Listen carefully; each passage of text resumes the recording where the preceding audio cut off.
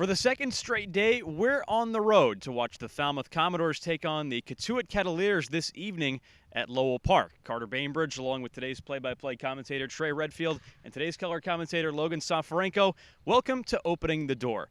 Guys, we saw the Doors finally break back into the win column last night with a 4-1 victory over Chatham.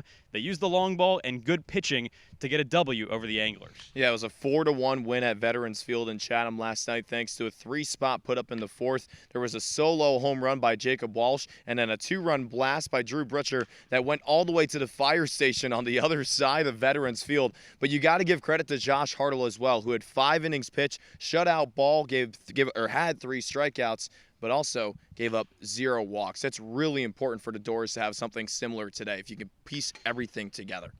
It was a complete team win last night for the Doors, who have struggled in different areas so far this season, sometimes hitting, sometimes pitching, sometimes defense, but they got a good outing from all 3 areas last night, and Logan, all 3 areas are going to have to perform strongly tonight against the first-place team in the Western Division. Well, the word that you said that stuck out to me was complete, because when we played Cotuit on the second game of the season, I had mentioned that they are coming off a complete victory against the Chatham Anglers at Veterans Field, but they have been complete for the entire season. Their pitching staff has a combined sub-1 ERA. Yesterday, they beat the Wareham Gatemen 5-3 to make themselves 8-0 on the season. But something to take note of is the fact that they've swiped so many bags this season. So going to be really interesting to see how Jacob Cozart or whoever is behind the dish today is going to react to that.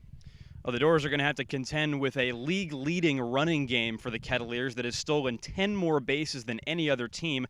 Cotuit comes into today leading the league in runs scored, fewest runs allowed, and they've also made the fewest errors. So the Cavaliers so far have been great, and Trey, Grayson hit on the mound for the Doors to try to keep this lineup at bay. The last time we saw Grayson hit, the Alabama Crimson Tide pitcher, was against Chatham in that first win of the season, where he gave up a good amount of walks. He had 3 innings pitched and 5 walks Grayson hit did. It's so important for Grayson to find the strike zone early. It's like the same mentality that Jerron Watts-Brown had in Game 2 of the doubleheader on Sunday.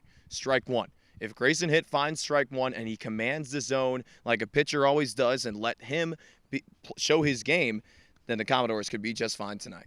Well, as Grayson's hit's first start in a while, he's made 1 appearance this year. It was against Chatham in the first Doors win of the season a little over a week ago, and Logan opposing him on the mound, Cotuit starter Adam Boucher. Adam Boucher, the right-hander out of Duke, coming off a season where he had a 4.29 ERA, a 3-2 record. Bit of an improvement than his 2021 campaign where he had a +13 ERA, making just 3 appearances on the entire season. But guys, last summer he was in the New England Collegiate Baseball League where he had a 1.50 ERA and held opponents to a 171 batting average. So he worked on some stuff last year, and it carried on to the 2022 season for Duke. So the right-hander coming into Duke when he was in high school was ranked the top 10 right-hander out of the state of New Jersey. So should be fun to see what he's able to do. Last time, of course, the Cotuit Cavaliers put on Harrison Cohen, and he delivered a quality start. So their pitching staff looking to keep it rolling. The Doors trying to stay hot throughout the entire game offensively.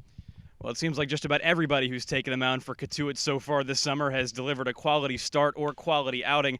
But there's your pitching matchup, hit against Boucher, and you have the stakes. The Doors are trying to make up ground in the Western Division against the first-place Cotuit Cavaliers. First pitch tonight at 5 p.m., a little bit earlier than usual here at Lowell Park. We'll have the coverage of that game. Trey's going to have the play-by-play. Logan's going to be on color.